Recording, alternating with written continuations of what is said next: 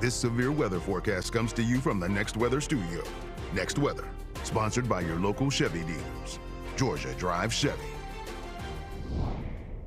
Alrighty, we've had a nice morning so far, but that is all about to change. Yes, it sure is. Yes, we are under next weather alert for the potential of some flooding this afternoon. Also, something new just came out too. I thought I would share with you. It's the hurricane forecast update from Colorado State, and actually with El Nino, which could bring some more severe weather around here as we get into those transitional fall, winter seasons.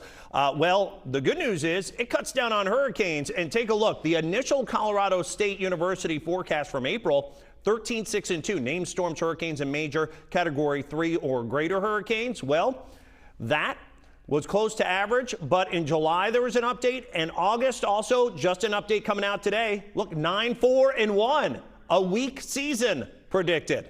So this is the final numbers coming out of CSU, and hopefully that will certainly ring true. And right now we are dealing with the increase in rain and storms across the area. So keep in mind here, we are going to have the potential this afternoon of getting some nasty weather that could be in your forecast. Is just getting going. You see here as we take a beautiful look at West Midtown as our chopper flies on by, the clouds beginning to percolate and bubble. And that is going to mean for us the potential that we're going to get some showers and storms coming out of this afternoon. And the biggest threat here is going to be heavy rain. It's a 1 of 4 risk of potential flooding, or basically we'll call it excessive rainfall, just like yesterday. So it's kind of the same setup, and really the weather pattern hasn't changed either. There's a swirl that's kind of overhead. You don't see it too well here on the satellite and radar just yet, although you can really see lighting up, especially north and west of town, the clouds beginning to bubble. And again, the showers and storms isolated for now, but those will come up a little later this afternoon after about 1 or 2 o'clock. But you see it here. This kind of is the decoder, if you will, the 6-hour water vapor loop. It shows you the moisture in the atmosphere, and all you really need is something to get this going to create the storms.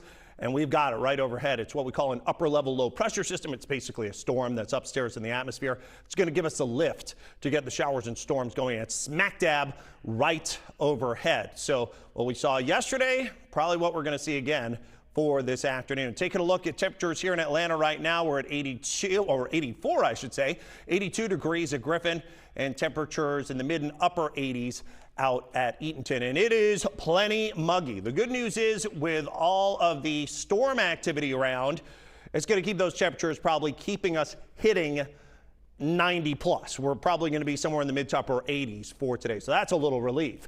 But the showers and storms could be threatening.